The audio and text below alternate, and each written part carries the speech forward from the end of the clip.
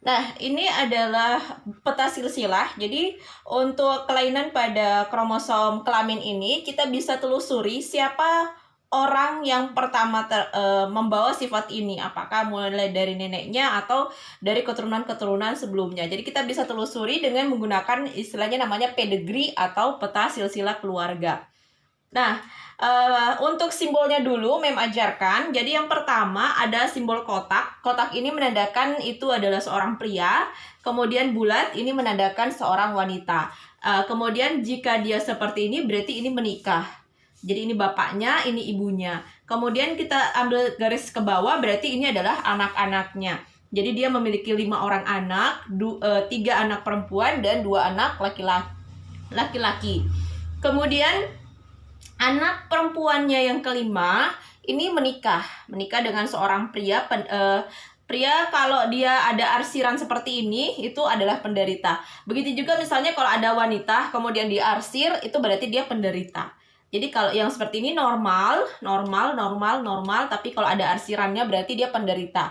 Tetapi normal pada wanita, karena tadi normal itu ada 2, ada normal total, ada normal carrier alias memiliki gen di dalamnya tapi kelihatannya tetap normal, maka pada wanita itu ada 2 kemungkinan. Misalnya ini, kalau kita ambil ini adalah buta warna, untuk wanita normal itu bisa kemungkinan X, colorblind, X, atau dia carrier atau normal total XX.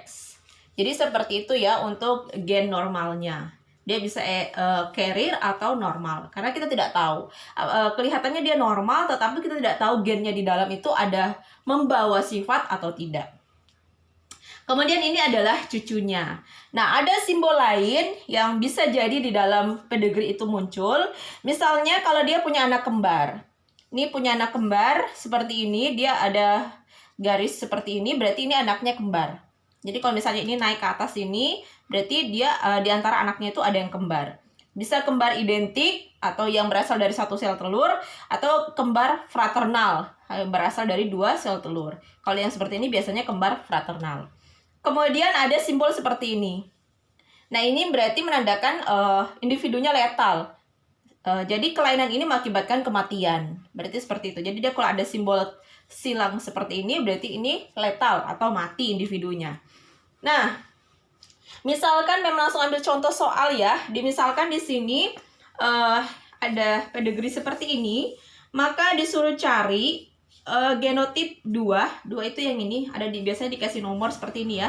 1, 2, 3, 4, 5, 6, 7, 8, 9, 10. Disuruh cari 2, 3, 7, 10. 2, 3, ini 2, 3, kemudian 7 dan 10. Disuruh cari genotipnya seperti apa, simbolnya seperti apa maksudnya ya. Apakah ini begini atau XY kah? Kalau laki-laki berarti XY. Nah, caranya kita lihat dulu yang pertama ini, keturunan pertama dulu. Sebelum kita lihat keturunan kedua, kita lihat keturunan pertama dulu. Di sini, di keturunan pertama, kita melihat kemungkinan. Bapaknya, kalau bapaknya karena dia tidak ada arsiran, bapaknya jelas normal. Tidak ada kemungkinan lain, karena laki-laki hanya ada 2 kemungkinan. Kalau bukan normal, berarti penderita. Tapi karena tidak ada arsirannya, berarti dia normal. Nah, si ibu inilah yang kita tidak tahu apakah dia normal seperti ini atau seperti ini. Dari mana kita bisa melihat kemungkinan genotip ibunya? Yaitu dari keturunannya. Sifat dari tautan seks ini pewarisannya secara silang.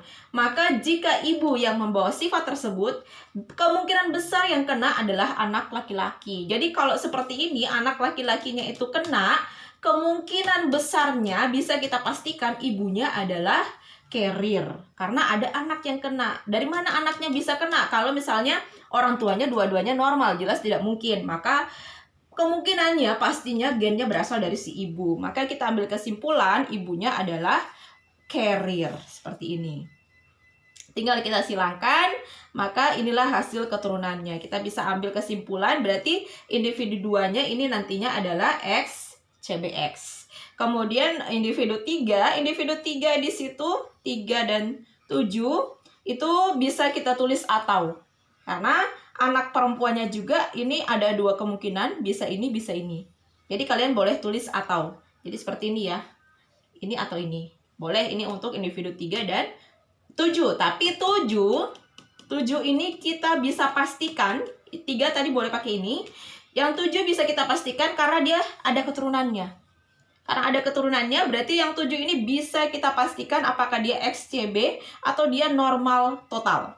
Nah, kita lihat dari hasil keturunannya lagi, anak perempuannya, ini tidak ada yang menderita. Anak perempuannya semuanya normal. Padahal si suaminya itu adalah buta warna. Jadi kita bisa silangkan di sini. Bapaknya buta warna, anaknya perempuan ada yang menderita. Tidak ada yang menderita. Berarti ibunya semuanya membawa gen normal. Maka jelas si ibu adalah XX. Nah, kalau yang ini bisa X colorblind X atau XX karena kita tidak tahu karena belum menikah dia di sini. Nah, terus individu 10 yang ini sudah bisa dipastikan karena semua anak perempuannya. Karena bapaknya tadi adalah buta warna, maka otomatis anak perempuannya kena semua. Jadi semuanya carrier. Ini anak perempuannya semuanya carrier, maka yang ke-10 adalah XCBX. Jadi kurang lebih seperti itu cara mengidentifikasi genotip melalui peta silsilah atau pedigree. Jadi kita buktikan seperti ini.